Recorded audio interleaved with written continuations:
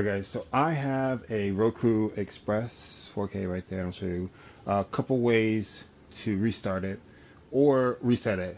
So the first method is a restart. So if it's frozen for whatever reason, you actually use your remote or your phone remote.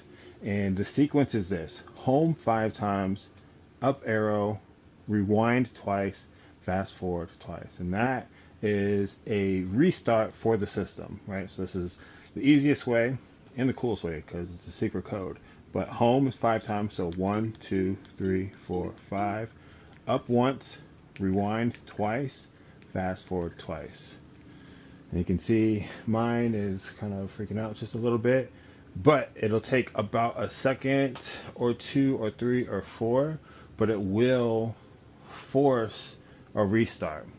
Now, you also have a reset button here on the actual device. So I don't know if you can see that, but that button says reset. And if you just press it, that is oh, there it goes. It's resetting. I didn't push the button. That was from the code.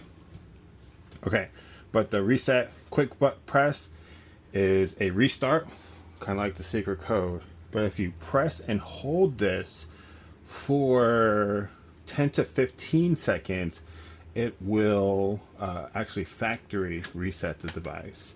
And everything will happen here. The indicator will start flashing. So one press, so let's just do it. One press, quick restart, long press. I'm not going to do it because I don't want to put in my passwords. But you would just wait for something to start flashing on the front, and that's how you'll know that it has been factory reset. So that is that. Now inside of your Roku, there's also restarts in the different setting sections. Trying to do this real quick. So you can go to settings, system, advanced system settings, and then you have factory reset right there.